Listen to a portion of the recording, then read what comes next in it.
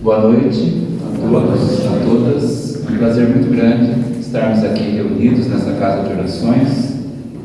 E o tema, conforme já abordado aí está, suicídio inconsciente.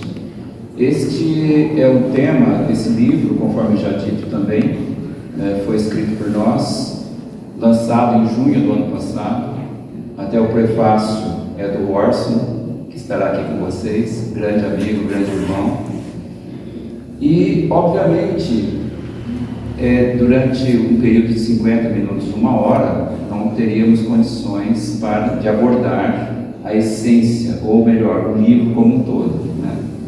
Eu vou só mostrar para vocês o sumário, para que vocês tenham uma ideia do conteúdo, e posteriormente eu vou fazer uma apresentação mais filosófica sobre o tema. Então, para vocês terem ideia,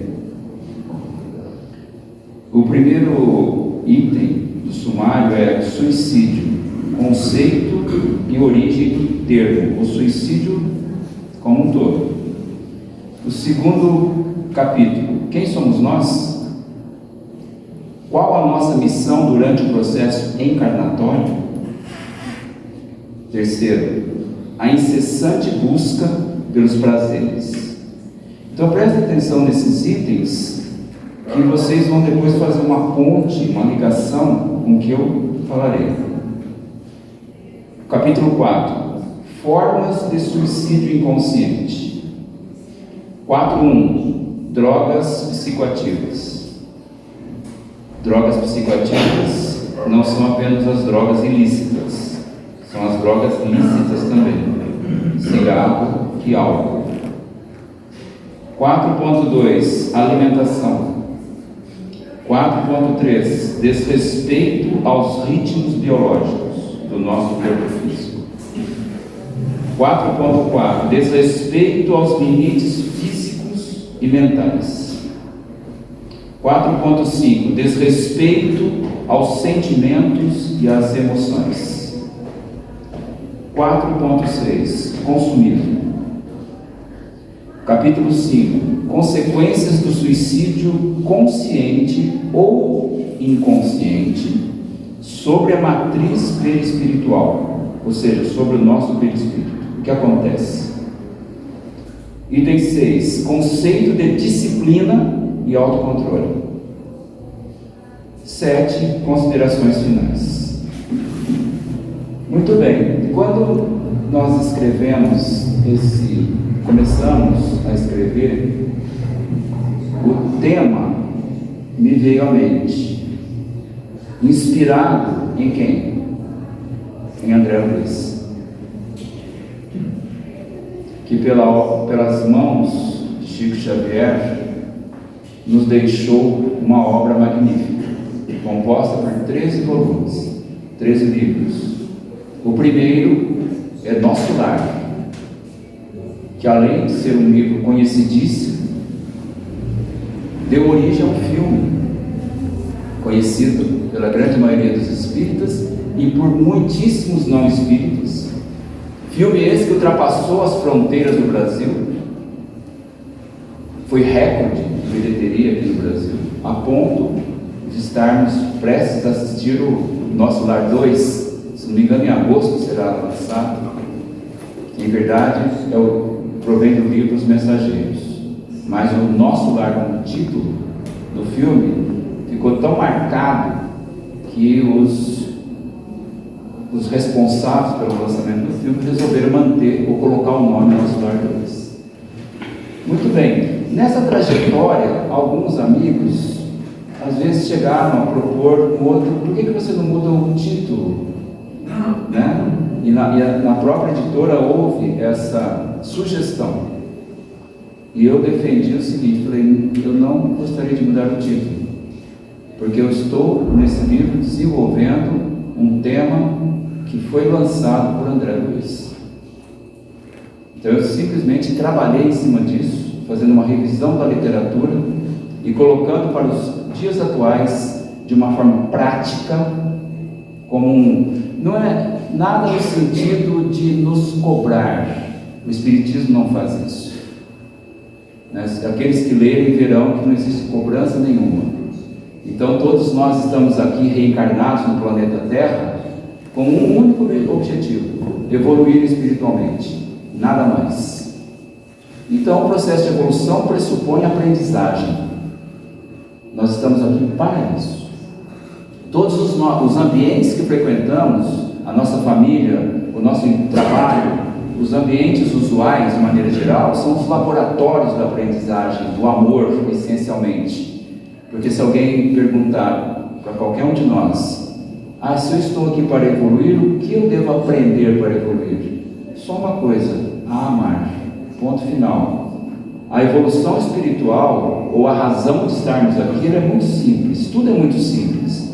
Só que nós, seres humanos, estamos numa fase em que nós gostamos de complicar. Então nós diríamos assim: se eu posso complicar, para que simplificar? Então é o contrário, precisamos inverter isso. Então, o suicídio inconsciente, o próprio nome já diz, é tudo aquilo, em suma, resumindo, é tudo aquilo que nós fazemos no que diga respeito aos nossos hábitos, aos nossos comportamentos, que nos prejudicam sob a ótica primeiro sob a ótica do corpo físico, do perispírito e consequentemente do espírito. Somos espíritos. Agora, nós, em razão disso, nós perdemos muito tempo, um tempo precioso. Nós somos espíritos, nós não somos corpos físicos, nós somos eternos, verdadeiramente eternos, mas o nosso corpo físico não é eterno. Ele tem um prazo de validade. O corpo físico é um instrumento pedagógico. Uma palavra-chave do Espiritismo, se alguém de vocês perguntasse: Edson, uma palavra-chave que identifica o Espiritismo? Várias, existem várias palavras, mas para mim a primeira é educação. Educação. Allan Kardec deixou bem claro para nós, inclusive numa frase clássica: somente a educação, muito mais do que a instrução, poderá transformar a humanidade. Tudo que fugir da educação é ilusão. Não esperemos um milagre, não esperemos profecias que indiquem algo sobrenatural que nos levará a patamares mais elevados da escala da evolução espiritual. Não. Tudo depende de nós, através de um processo educacional holístico, ou seja, integral, que envolva tudo, não apenas a instrução, como Kardec indicava, tudo aquilo que nós aprendemos buscando, por exemplo, uma profissão. As disciplinas que se aprendem, que aprendemos, todos nós aprendemos, nas escolas clássicas. Sim, isso é fundamental, faz parte. A evolução intelectual. Mas, e a evolução moral? Intelectualmente a humanidade está bem. Olha o avanço da tecnologia. Mas moralmente, nós caminhamos muito lentamente. Somente a educação poderá transformar a humanidade. Por isso que eu digo para as pessoas: jamais nos sintamos culpados por o que quer que seja. Porque como que eu poderia saber algo que não me foi ensinado? Eu sempre, outro livro que eu tenho, o primeiro livro, chama Alimentação e Evolução Espiritual, eu fazia a mesma introdução. Porque em algumas situações ele pode chocar. Eu dizia para as pessoas: não se preocupe, não nos preocupemos, é assim mesmo. Mas nós precisamos refletir a respeito da nossa realidade. É fundamental. Mas e se eu não quiser refletir, tem problema? Problema nenhum. Porque você tem um livre-arbítrio. Liberdade total. Né? Livre-arbítrio é uma lei maravilhosa. Liberdade total. A espiritualidade superior nos concede. Só que, junto com essa lei, tem uma outra chamada causa e efeito. É simples assim. É simples assim. Então, o objetivo do Espiritismo, um dos objetivos é esse: é estimular a nossa reflexão. E com muita calma, muita paciência, muita serenidade, esse processo reflexivo vai nos levando a mudanças em nossos pensamentos, em nossas palavras, em nossas atitudes, que se coadunam com um crescimento, com uma evolução espiritual. Esse é o único objetivo de estarmos aqui. E desde o momento em que nos conectamos, nós espíritos nos conectamos a um novo corpinho que se formava no útero materno, é como se o nosso mentor chegasse e dissesse: meu querido irmãozinho, isso aqui é um cronômetro, foi dada a largada, a partida para mais uma oportunidade na carne, aproveite, quem sabe melhor do que você aproveitou o anterior. O Espiritismo nos cutuca, entre aspas, nesse sentido, né? O tempo não volta, o tempo disso aqui, da matéria, não volta. É uma contagem regressiva. Então, eu vou começar mostrando a origem, então, do termo suicídio inconsciente. André Luiz, conforme eu já disse, na obra Nosso Lar, psicografada por Chico Xavier. E lá no início do livro, foram colocadas essas palavras em amarelo: suicida, criminoso, infame. Aqueles espíritos ao redor de André Luiz, no umbral, o chamavam assim. E ele não entendia por quê. Porque vocês sabem, ele não suicidou-se. Ele desencarnou por problemas, um câncer no aparelho digestório. Foi submetido a uma cirurgia e desencarnou durante o processo. Aí, obviamente, ele estava numa condição umbralina. É importante nós salientarmos que o umbral não é um ponto geográfico. O umbral é uma condição consciencial da consciência. Eu estou falando aqui numa casa espírita, eu posso estar, poderia, não estou, graças a Deus, nesse momento não. Poderia estar numa condição umbralina. É um estado de consciência. Então, nesse estado de consciência que André estava, ele ouvia aquela acusação, mas em verdade, eu até coloco no livro, pode ser uma ressonância da própria consciência, né? É a consciência chamando a atenção, ou quem sabe usando um verbo mais adequado, doendo. Chico Xavier diz que a pior dor que nós podemos sentir após a desencarnação, quando já passamos aquela fase de perturbação pós-desencarnação, já temos uma certa lucidez, quando tomamos a consciência do tempo perdido na última encarnação. É a pior dor que a gente pode sentir, uma dor consciencial. Então, certamente era isso que acontecia com o André. E ele mesmo, depois que já estava lúcido lá em Nosso Lar, na colônia espiritual, ele diz: em verdade, não foram criminoso no meu próprio conceito. A filosofia do imediatismo, porém, absorvera-me. A existência terrestre que a morte transformara não fora assinalado de lances diferentes do padrão comum. Ou seja, o que ele quis dizer? A grande maioria dos seres humanos se comporta como ele. O que acontece conosco é o que aconteceu com ele. O que aconteceu com ele é o que acontece com dentro do meu individual. E é normal nessa fase evolutiva. Mas ele nos dá uma lição com o próprio exemplo. Ele descreve para nós o que aconteceu com ele antes da desencarnação e depois, tudo que ele passou. E quando a gente olha os hábitos, o comportamento dele, é o que nós fazemos, que a grande maioria dos seres humanos faz nessa fase evolutiva. Então é normal. Agora, o que não é normal é nós continuarmos por muito tempo nesses comportamentos inadequados. Na sequência, André coloca: por fim, abafando os impulsos vaidosos, reconheci a extensão de minhas leviandades de outros tempos. A falsa noção da dignidade pessoal cedia terreno à justiça. Perante minha visão espiritual, só existia agora uma realidade torturante. Eu era verdadeiramente um suicida. Perderam o ensejo precioso da experiência humana, encarnado. Não passava de náufrago a quem se recolhia por caridade. Essa era a opinião dele. Porém, Clarencio, um dos orientadores da colônia espiritual, chegou e disse: André, na verdade, tua posição é de suicida inconsciente, mas é necessário reconhecer que centenas de criaturas se ausentam diariamente da Terra nas mesmas condições.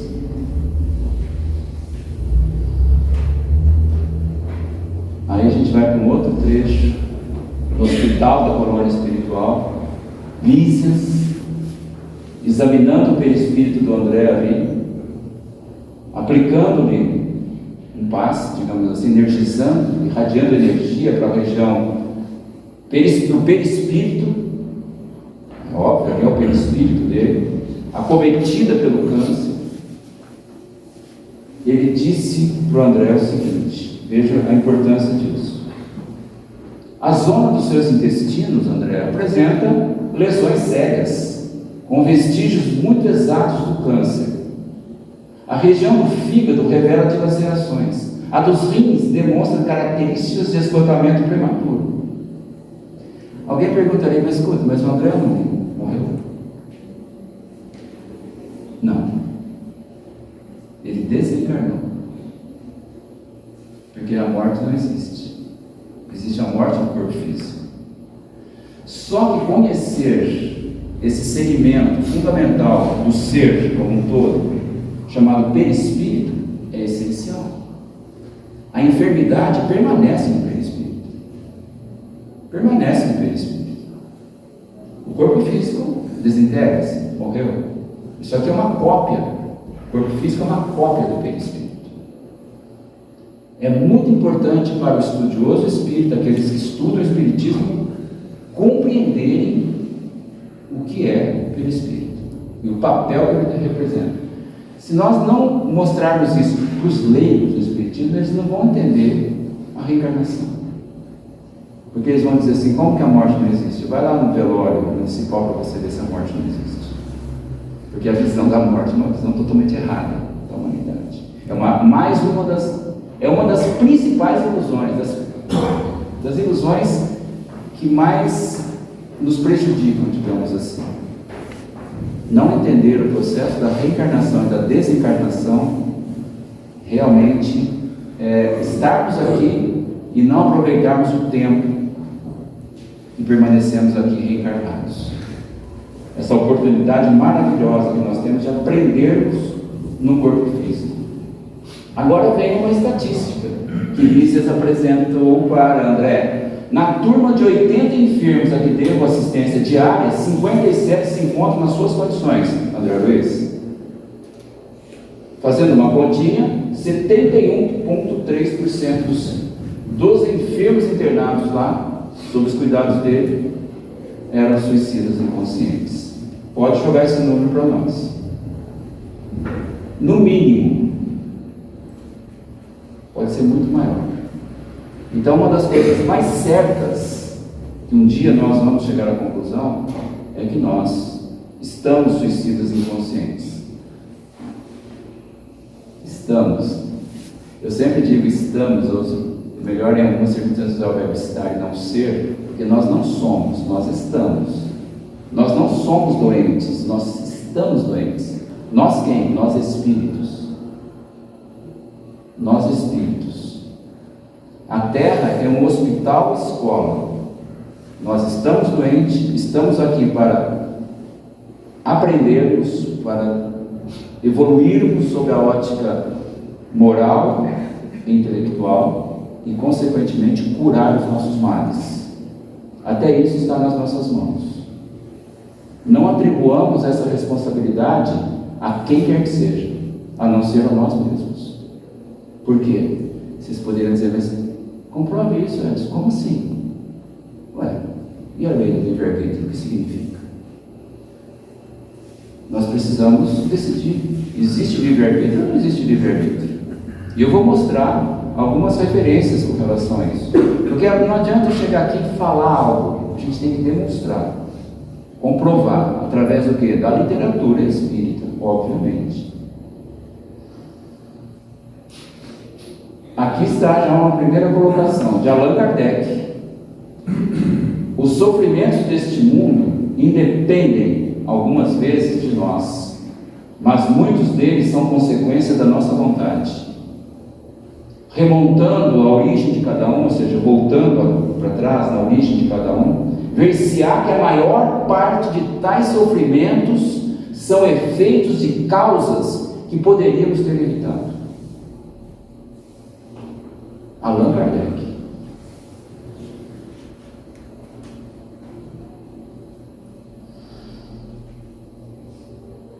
André Luiz nos deixou escrito: é necessário acender em derredor de nossos irmãos encarnados na terra, ou seja, nós, a luz da compaixão fraterna, traçando caminhos à responsabilidade individual. É o que eu acabei de falar. Haja mais amor ante os vales da demência do instinto, e as derrocadas cederão lugar a experiências santificantes. Uma fração significativa dos espíritos reencarnados na Terra, eles reencarnam com um determinado grau de evolução e desencarnam igual. É fácil, é uma questão de lógica, é só observar a fração da humanidade que pratica o mal de uma forma profunda. É simples, nós precisamos observar o entorno. Sempre que acontece alguma coisa, tudo que acontece no mundo, é importante que nós não apenas assistamos a notícia, mas tentemos analisar o fato sob a ótica espírita. Isso é estudo. É estudo prático, porque a gente precisa buscar a teoria, mas a teoria sem a prática, ela não resolve nada. De teóricos, o umbral está assim, ó.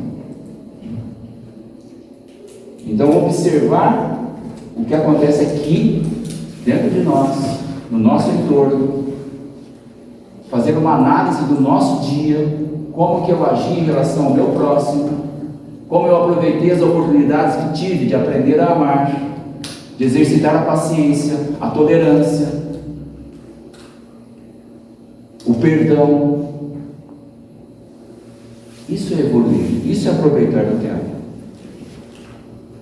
Nós passamos muito tempo inconscientes em relação ao porquê estarmos aqui, o porquê estarmos aqui. Já há mais de 1.600 anos, Santo Agostinho já deixou o recado que é válido até hoje para nós. Tão cegos são os homens que chegam a gloriar-se da própria cegueira.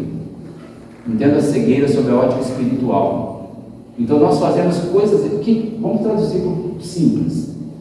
Nós, seres humanos, fazemos algumas coisas erradas e nos vangloriamos. Quantos se vangloriam, por exemplo, do vício? Mas é normal essa fase que nós estamos. Como que nós podemos saber aquilo que não nos foi ensinado? Tudo para reflexão. Leon Denis, veja que eu assinalei ali em vermelho algumas palavras para salientar a importância dessa questão do destino. A liberdade é a condição necessária da alma humana, que, sem ela, não poderia construir seu destino. Então, por que nós terceirizamos? Por que nós atribuímos a Deus algo que depende de nós? Deus criou tudo de forma perfeitíssima, é incontestável.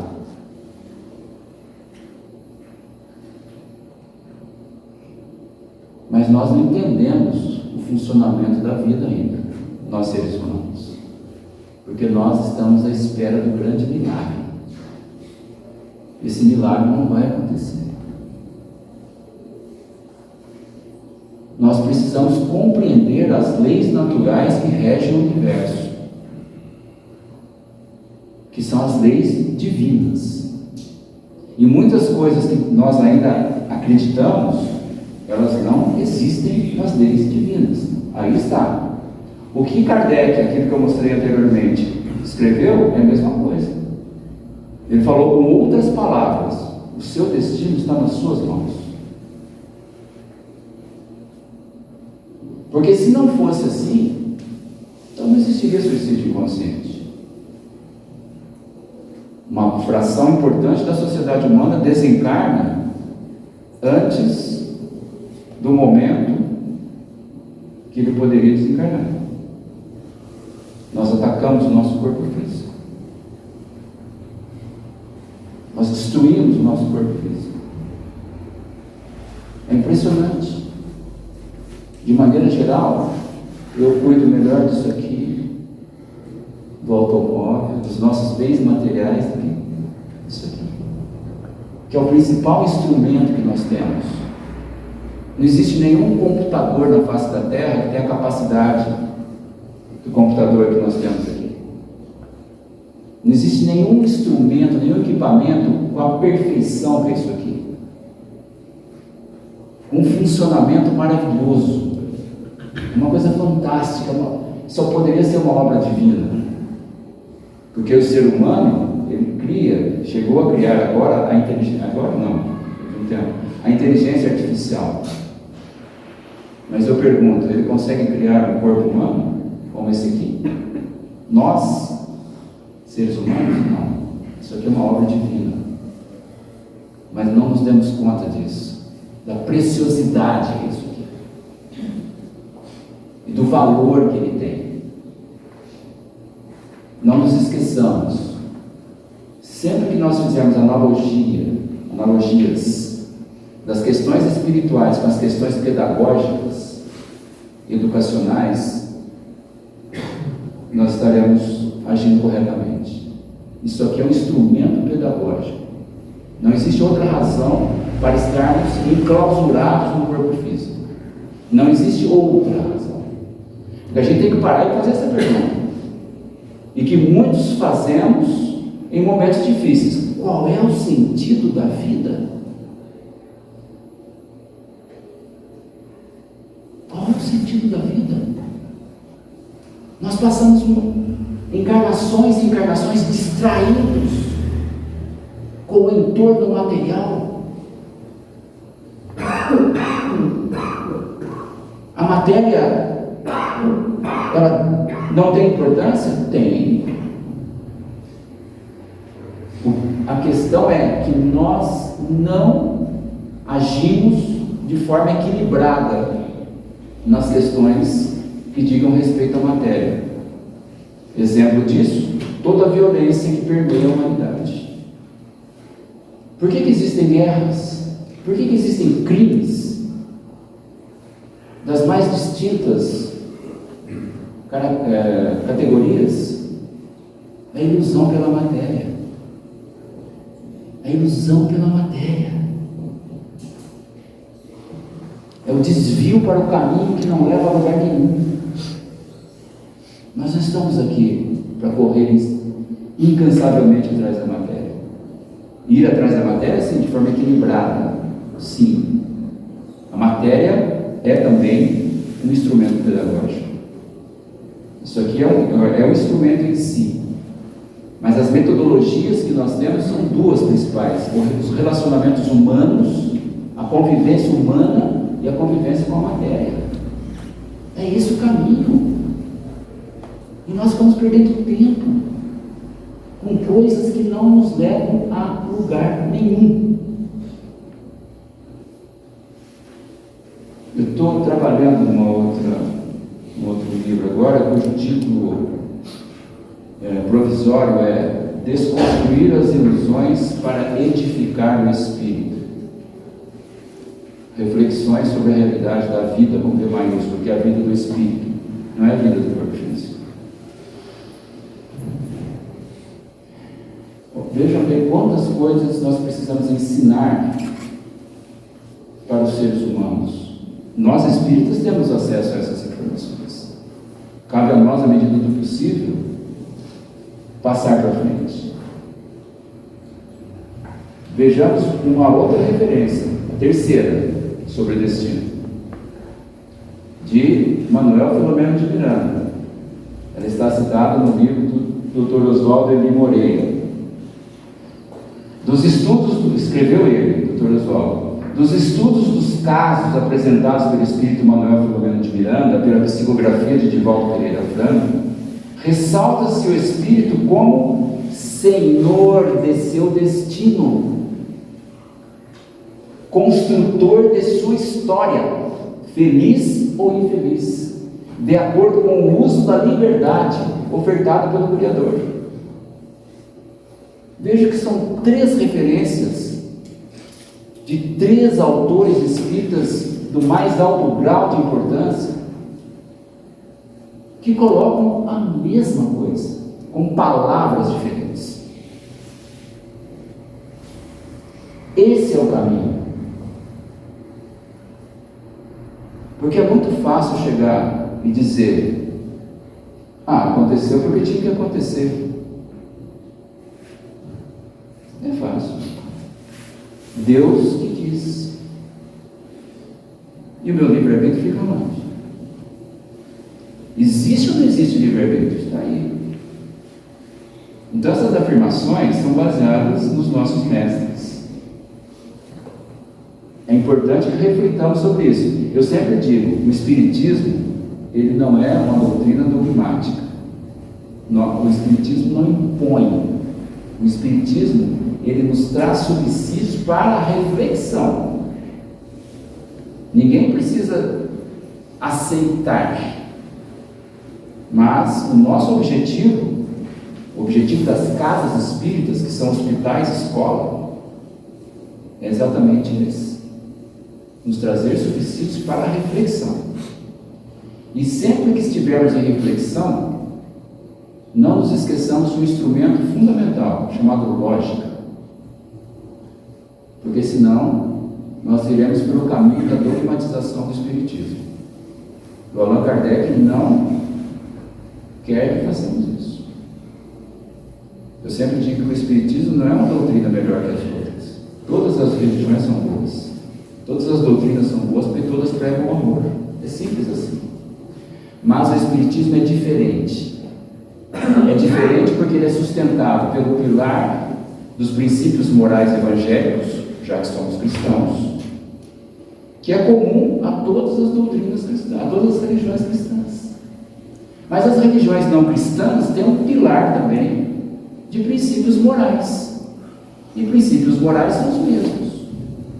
Então, não existe discórdia nisso. Mas o Espiritismo é sustentado por outros 2 pilares: o científico e o filosófico. Se nós retirarmos um dos 3 pilares, não é Espiritismo, conforme Kardec nos propôs. E quando entramos com a ciência e com a filosofia, não tem discussão.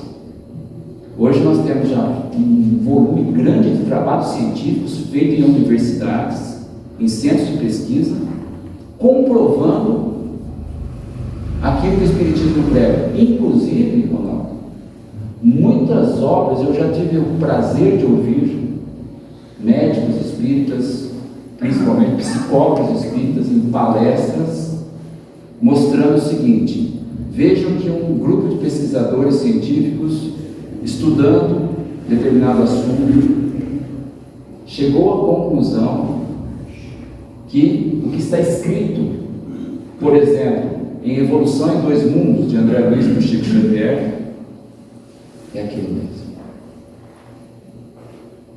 São conceitos científicos que André Luiz nos traz. Algumas obras dele são obras complexas, porque elas contêm conceitos científicos e que a ciência de agora, atual, demonstra a realidade. É a lei incontestável, né? Conforme o próprio Kardec falou, ele escreveu lá no livro A Gênese, de Allan Kardec: o Espiritismo jamais será superado, porque se em algum momento a ciência demonstrar que algum conceito espírita esteja errado, o Espiritismo deverá mudar aquele conceito. Em uma outra ocasião, vou até mostrar, as pessoas perguntam, mas já aconteceu isso? Já, mas não é assunto para hoje, quem sabe uma outra oportunidade. E foi lá na primeira edição do Livro dos Espíritos. Vou deixar vocês curiosos.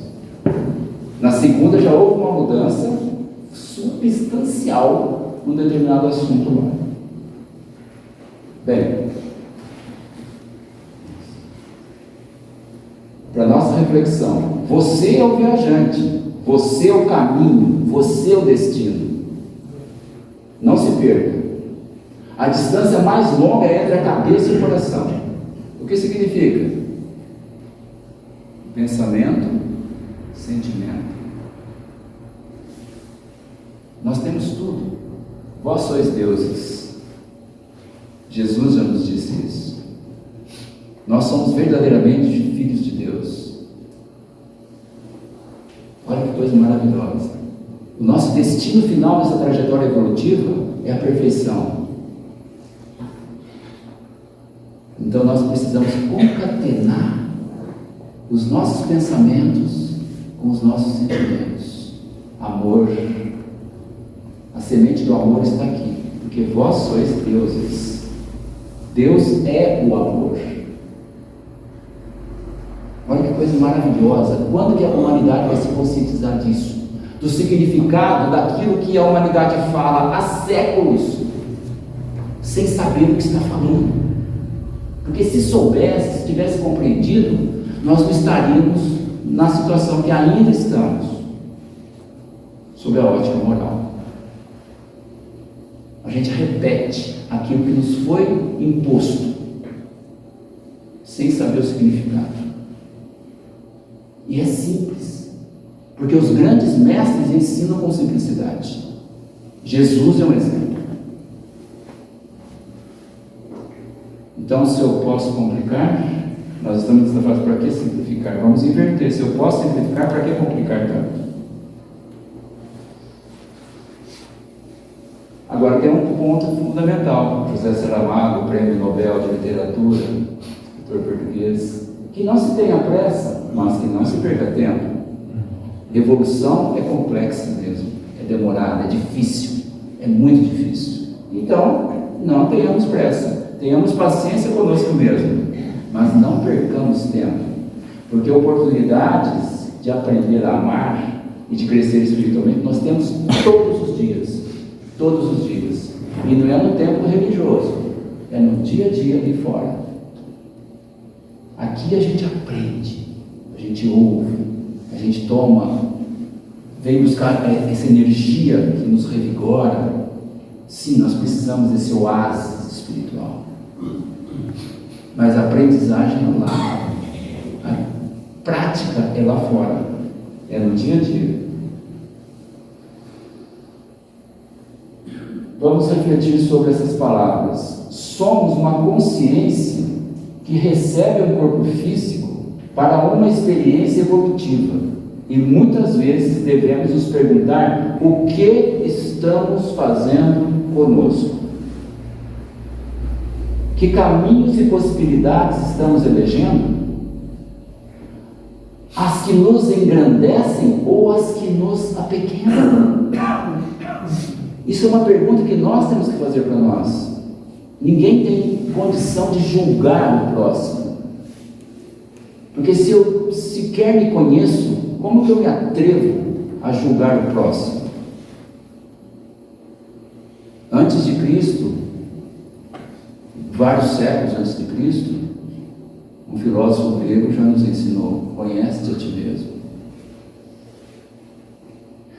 A profundidade disso é impressionante, porque nós não vamos nos conhecer tão cedo, porque nós somos a soma de todas as nossas vivências anteriores, de todas as nossas encarnações.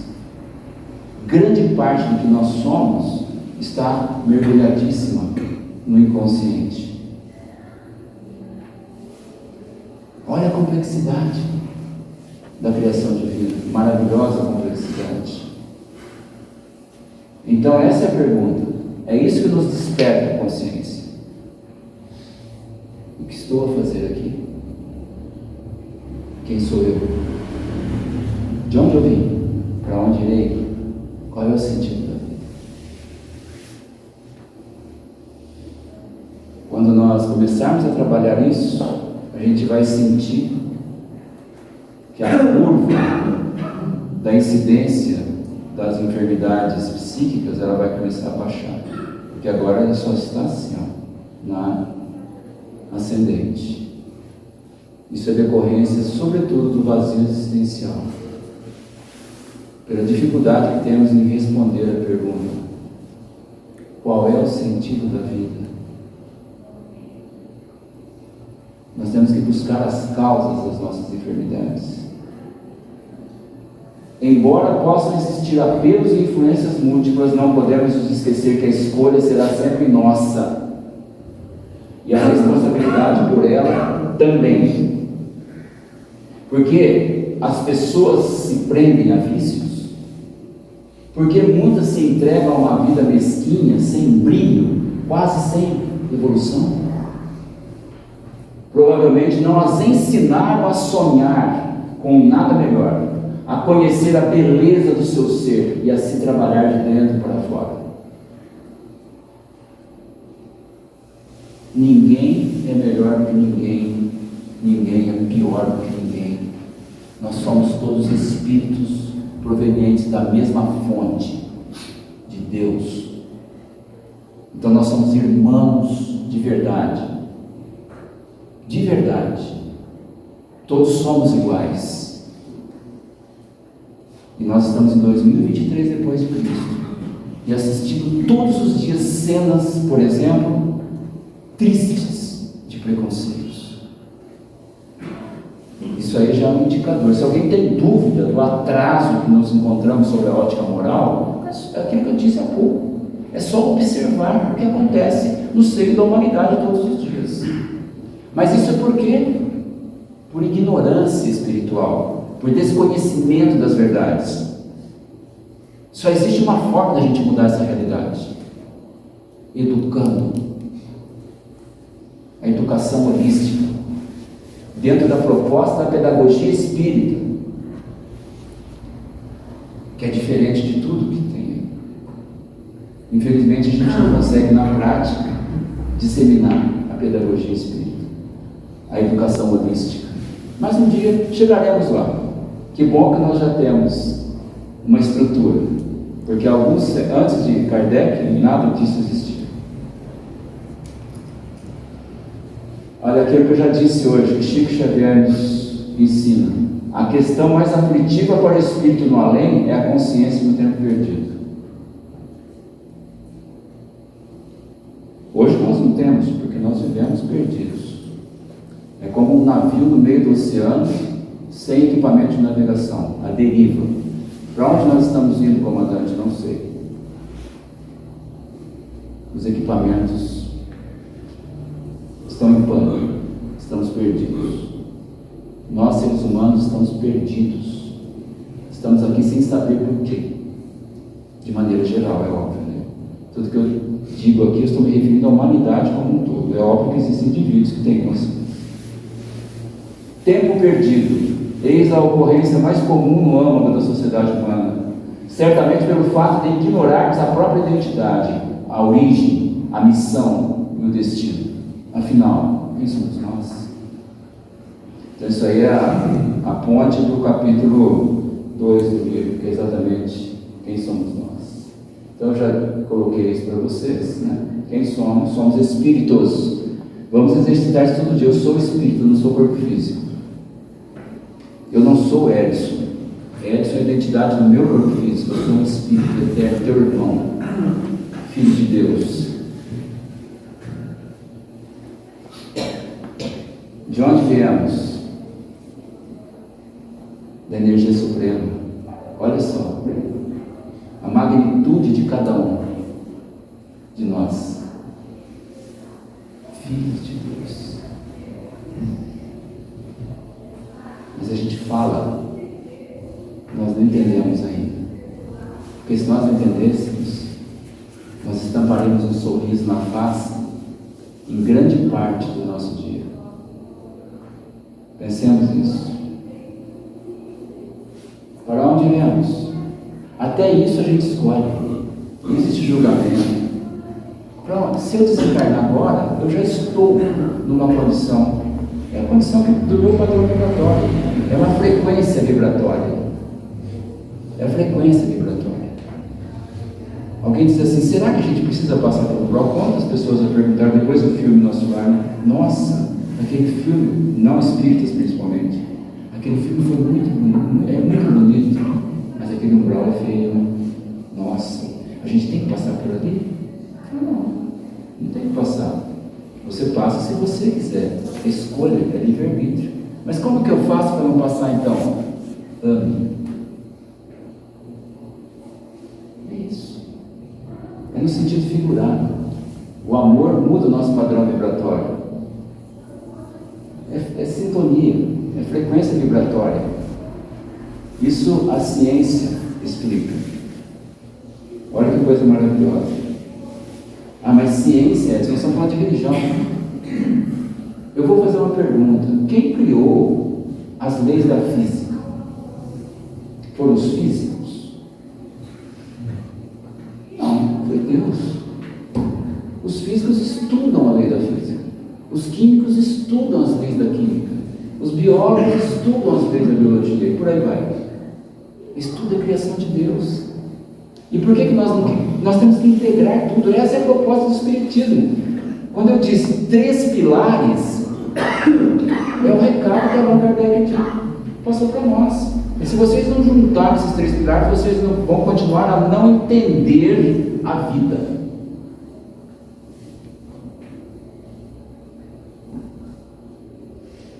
O passe, por exemplo. O passe não é ritual, não existem rituais no Espiritismo. O passe tem uma explicação científica, tem vários trabalhos científicos mostrando o efeito do passe. Na Faculdade de Medicina de Botucatu, da Unesp, tem um trabalho do grupo de médicos espíritas lá, que publicaram esse trabalho numa revista científica médica, foi aceita a publicação. E eles não camuflaram, não. Escreveram efeito do passe espírita no tratamento da ansiedade. E deu efeito positivo. E foi publicado numa revista médica. Se vocês quiserem, eu mando esse trabalho para vocês. Mando pelo WhatsApp. Qual é o sentido da vida? Não nos esqueçamos disso. De todos os dias fazermos essa pergunta para nós mesmos. Allan Kardec, em O Livro dos Espíritos, define espíritos como seres inteligentes da criação, que não precisariam experimentar o mal para chegar ao bem. Tudo é opção nossa.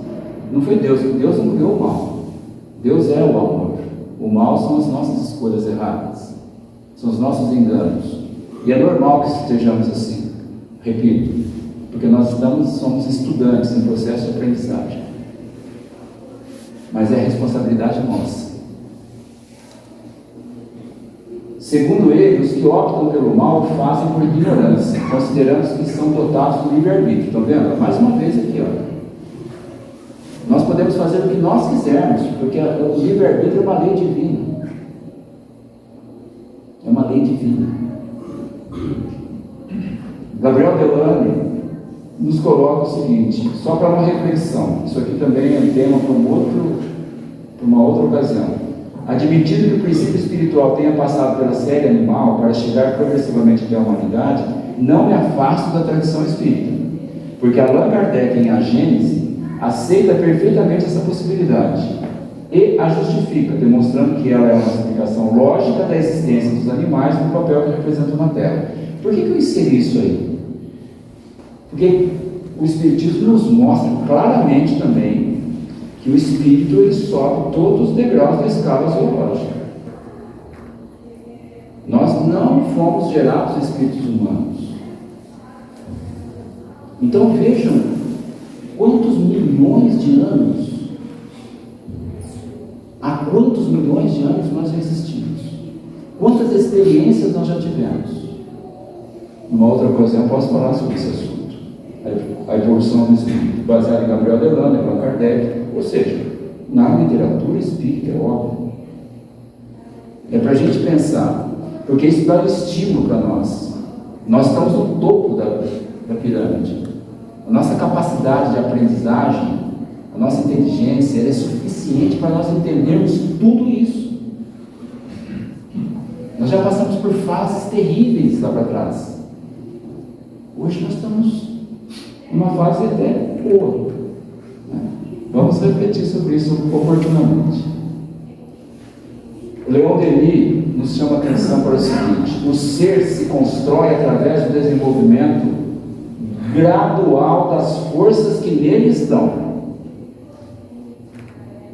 Inconsciente no início da sua carreira, sua vida se torna mais inteligente e consciente logo que chega à condição de humanidade e entra na posse de si mesmo. Vocês estão percebendo? O Leon Denis está afirmando ou confirmando aquela colocação anterior do Gabriel Delany.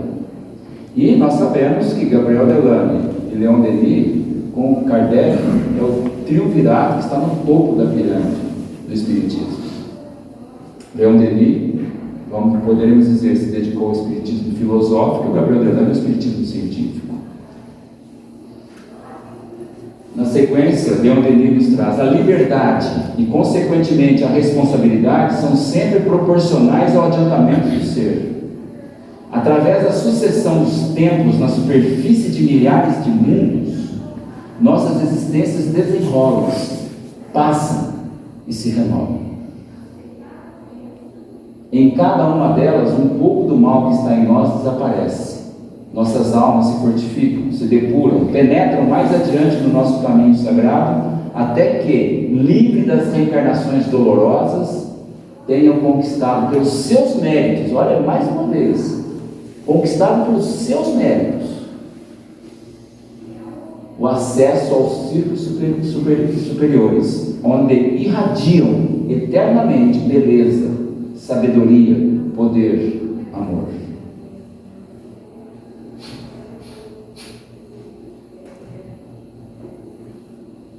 Aqui só eu vou colocar um pensamento de Joana de Ângeles que vai complementando o que já foi posto atrás, no terceiro capítulo, que é o porquê da incessante busca pelos prazeres.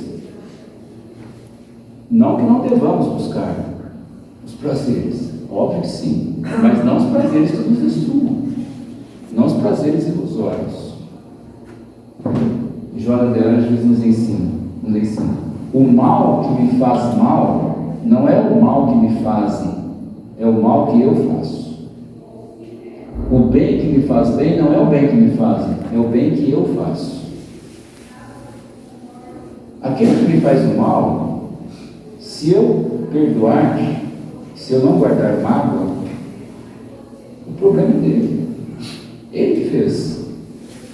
Essa reflexão é um exercício da mente a facilitar o perdão. Vamos entender isso. Você me fez o mal, eu te perdoei. Por pior que tenha sido sob a ótica das consequências, o que importa é o espírito, é o que eu penso. Mas é muito difícil. Sim, é muito difícil, mas Jesus nos perdoou pregado na cruz, sofrendo uma dor inimaginável sob a ótica física. Pai, perdoa. Eles não sabem o que fazem. Eles quem? Nós. Eu sempre coloco como exercício: vocês garantiriam que eu não tenha ajudado a pregar Jesus na cruz? Alguém assinaria embaixo? Eu sugiro que não assine, porque nem eu garanto. Por que não? Nós somos os personagens da história da humanidade.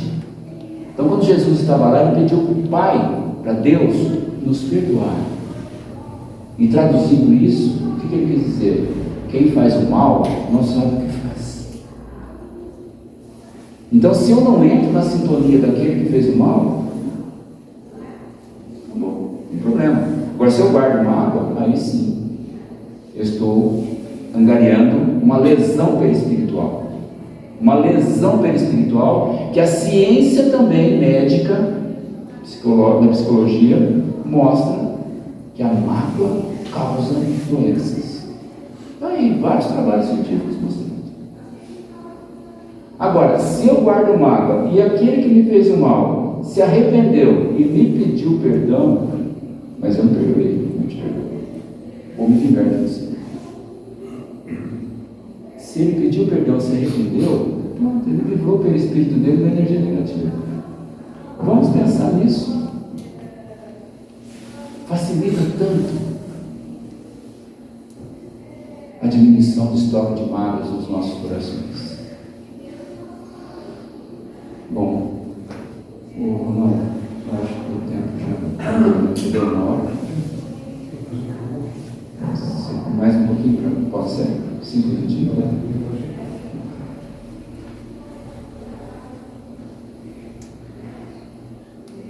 André Luiz, a patogênese da alma está dividida em quadros dolorosos. O que é a patogênese? É a origem das doenças da alma. Está dividida em quadros dolorosos: a cólera, a intemperança, os desvarios do sexo, as viciações de vários matizes formam criações inferiores que afetam profundamente a vida íntima. Quase sempre o corpo doente assinala a mente doente. Muita gente cultiva a vocação para o abismo. Isso é outra realidade. Uma fração das enfermidades dos seres humanos é causada por nós mesmos, pelo espírito. Isso passa para as outras encarnações, porque é o perispírito que é o doente primário. Cada viciação particular da personalidade produz as formas sombrias que lhe são consequentes. E estas, como as plantas inferiores que se alastram no solo, por relaxamento do responsável, são extensivas às regiões próximas, onde não prevalece o espírito de vigilância e defesa. Os pais terrestres, com raríssimas exceções, são as primeiras sentinelas viciadas, agindo em prejuízo dos seus filhos. Qual a razão do espírito reencarnar? Evoluir, eu falei isso várias vezes. Quando o espírito renasce num novo corpo físico, ele está tendo uma nova chance. É como se ele estivesse começando do zero. Faz de conta, porque não é. Mas o processo de esquecimento, o processo de todo o desenvolvimento do corpo físico, crescimento e desenvolvimento mental, sobre todos os aspectos, favorece a transformação. Aí o espírito chega aqui e encontra no entorno aquilo que ele já tivera em outras encarnações, os maus exemplos, mesmo que o façamos inconscientemente. Mas nós precisamos refletir sobre isso. Quando que nós vamos terminar com os vícios? Quando nós não dermos mais exemplo. Os vícios, via de regra, nós aprendemos dentro da família. Uma criança, não precisa falar, ela percebe, ela capta. Isso tudo para a nossa reflexão. Cumpre ainda reconhecer que nós mesmos, em todo o curso das experiências terrestres, na maioria das ocasiões, somos campeões do endurecimento e da perversidade contra as nossas próprias forças vitais. Então, todo esse processo de suicídio inconsciente, ele drena as nossas forças vitais. A gente gasta demais. É a mesma coisa. Você sai com um tanque, com o automóvel, com um tanque cheio. Eu digo para você, para o lugar que você vai, esse combustível vai dar para você ir e voltar, vai tranquilo. Mas aí você chega na estrada e põe o pé lá embaixo. Você não vai conseguir chegar no objetivo, no destino. Vai acabar o combustível, porque você gastou demais. É isso que a gente faz com a nossa energia vital. A energia vital é a energia que mantém o corpo físico vivo, em condições de manter o espírito aqui. A gente gasta demais. É exatamente o que está escrito aí. Desde os anos mais tenros, nada mais fazíamos que desenvolver as tendências inferiores, cristalizando hábitos malignos. Seria, pois, de admirar tantas moléstias do corpo e degenerescências psíquicas? Está aí a resposta. Está nas nossas mãos. André Luiz, pela psicografia de Chico Xavier. Joana de Ângeles, muito antes da valiosa contribuição dos psiquiatras e psicólogos humanistas e transpessoais, que colocaram a alma como base dos fenômenos humanos, a psicologia espírita demonstrou que, sem uma visão espiritual da existência física, a própria vida permaneceria sem sentido ou significado. Vejam a profundidade dessa colocação da grande mestra Joana de Ângeles. Agora, difere da linha de pensamento de Allan Kardec, de Leon Denis e de tantos outros, de André Luiz? Não. Pode observar, mudam as palavras, não há contradição. Então eu me pergunto, por que eu não entendi isso até agora? Por que eu não coloco isso em prática no meu dia a dia? Até quando as ilusões? Até quanto tempo perdido? Eu comigo, eu me cobro. Cada um consigo. E eu termino com essa colocação. Educação holística, a ferramenta da evolução espiritual.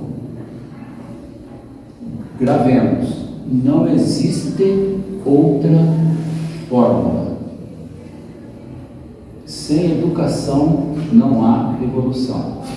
Ponto. Não é sem milagre, não é evolução. Não adianta eu pedir para Deus tirar o egoísmo do meu coração. Não vai acontecer. Eu tenho que pedir. Porque eu tenho livre-arbítrio.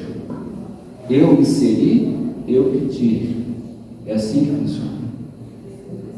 Ninguém interfere no nosso livre-arbítrio. O nosso mentor espiritual não interfere no nosso livre-arbítrio. O nosso mentor espiritual nos orienta, nos energiza. Não é pouco que ele orienta muito. Desde que queiramos. Porque a pergunta que eu sempre faço, para encerrar, qual a última vez que eu pensei no meu mentor espiritual? Há quanto tempo? Quantas vezes por dia eu me conecto com ele? Eu tento captar aquilo que ele está me passando, mas eu estou desconectado. Não vai acontecer.